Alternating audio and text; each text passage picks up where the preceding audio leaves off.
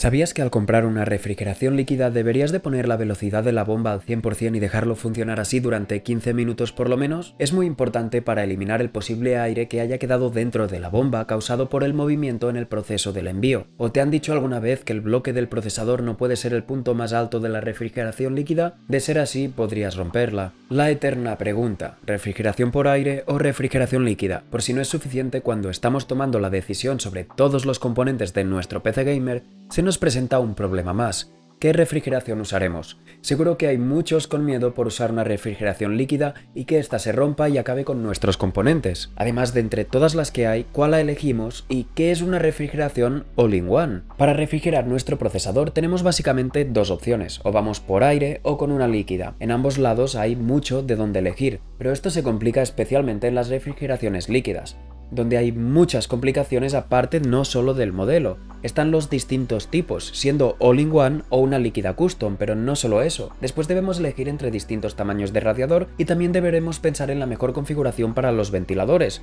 si hacemos push-pull o solo push, y qué marca tiene mejores y más silenciosos ventiladores, cuál es más fiable, cuál nos durará más, qué estilo nos gusta más, cuál tiene RGB, cuál no. Hay mucho de dónde elegir y por eso hoy vamos a solucionar estas y muchas otras dudas. Para empezar con lo más básico de una forma muy rápida, las refrigeraciones líquidas all-in-one están formadas básicamente por dos partes, como podemos ver, el radiador y la bomba del líquido. En la parte de la bomba encontramos dentro un pequeño motor que mueve el líquido interior y hace que éste realice el circuito moviendo el agua fría que sale del radiador hacia el procesador, y una vez ha pasado y ha realizado el intercambio de temperatura con el procesador, gracias a una placa de cobre que hay en contacto con él, ahora el agua caliente completa el circuito volviendo al radiador para refrigerarse. Y como he dicho, en las all-in-one vemos básicamente dos partes, pero en las refrigeraciones líquidas deberíamos contarlo como si fueran 6. Tenemos el radiador, los ventiladores, los tubos, el bloque del líquido que está en contacto con el procesador, el propio líquido y luego aparte tendríamos la bomba que es la encargada de mover ese líquido, que en el caso de estas all-in-one suele estar siempre incluida en el bloque, pero en las refrigeraciones custom suele estar en un depósito. Si quisiéramos una refrigeración líquida custom deberíamos estudiar cada opción para estas 6 partes, y por ello las all-in-one se han popularizado tanto, porque al final simplifican todo esto y lo flexibilizan de una forma muy acertada. Hay que pensar que con una líquida custom, por regla general, cada vez que tengamos que cambiar algún componente, habría que purgar el líquido, vaciarlo y desmontarlo, que es un trabajo muy tedioso para quizá solo hacer un cambio de tarjeta gráfica. O quizás solo queremos volver a aplicar pasta térmica nueva en el procesador y tenemos que estar media hora o una hora para desmontar todo el circuito. Eso sí, al tener tanta modularidad podemos personalizar mucho toda esta configuración, pero aún así los fabricantes se las han ingeniado para personalizar al máximo sus all-in-one, teniendo no solo la mayoría de distintos tipos de diseños y de RGBs, sino que las hay incluso con pantallas LED para mostrar lo que queramos, e incluso ya las fabrican de otros colores, como el color blanco. Lo que no han llegado a personalizar las refrigeraciones de los fabricantes es el color del líquido de la refrigeración. Sí que es verdad que salió alguna unidad con los tubos transparentes, pero no se han visto más de ellas por el mercado y lo que suelen hacer estos fabricantes es hacer tubos oscuros, negros, que no se ve el líquido interior. Eso sí, no podemos seguir hablando de estas líquidas sin hacer mención a las refrigeraciones por aire. Algo que sí que está muy claro es que si estás buscando montar un PC de la forma más económica posible, deberías quitarte del radar estas líquidas.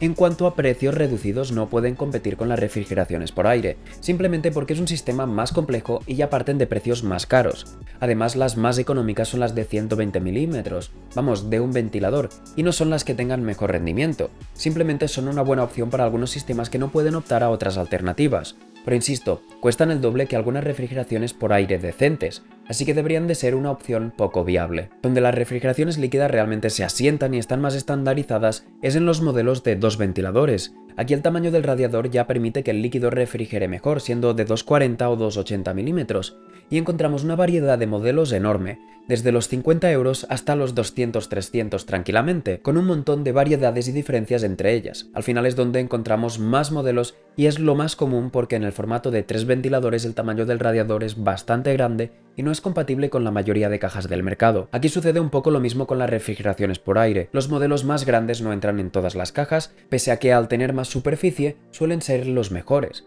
Y aparte suelen tener problemas de compatibilidad con los VRM de las placas base y los módulos de las memorias RAM.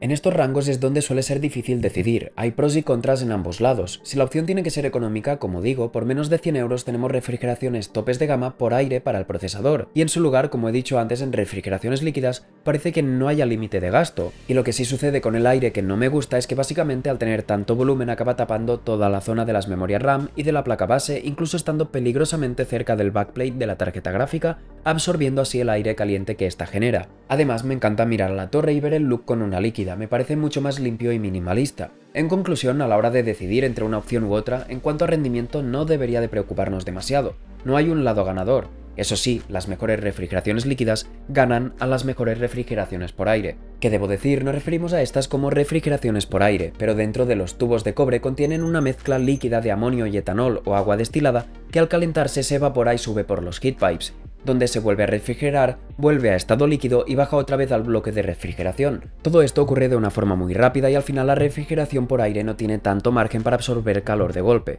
Entonces al instante debe refrigerarlo, por lo que sube la velocidad del ventilador. A diferencia de esto, una líquida puede absorber un pico de calor sin necesidad de inmutarse. Esto se traduce en menos ruido, pero aún así estamos introduciendo más elementos. Por lo general, las refrigeraciones líquidas tienen más ventiladores y tenemos que contar con la bomba que mueve el líquido, que algunas tienen ruidos algo molestos cuando se mueven a altas velocidades.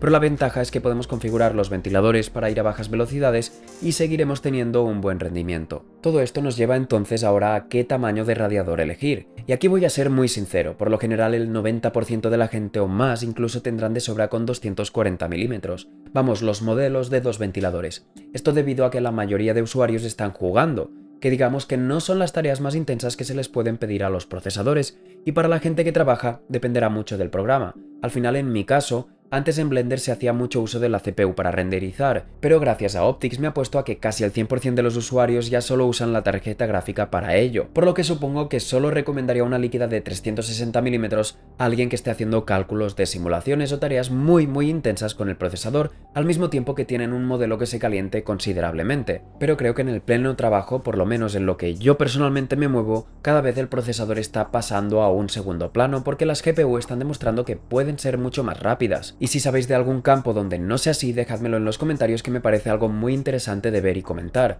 Pero creo que al final los modelos con radiador de 360 mm o 420 son solo para i9 y Ryzen 9, los modelos con más núcleos y por ello que desprenden más calor para aguantar la velocidad turbo. Y ahora que ya sabemos que el formato de 240 mm es el más adecuado para la mayoría, vamos a ver cómo instalarlo, ya que podemos hacerlo de formas distintas. Incluso si alguien está preocupado porque el rendimiento no sea suficiente, podemos colocarle en vez de 4 ventiladores en una configuración llamada push-pull. Esto permite optimizar al máximo el aire que pasa por el radiador y refrigerar mejor el líquido que pasa por él. Algo importante a tener en cuenta es que ahora, si colocamos la refrigeración en el panel frontal como entrada de aire, el aire que entre a la caja será ahora más caliente, y es el aire con el que cuentan el resto de componentes para refrigerarse.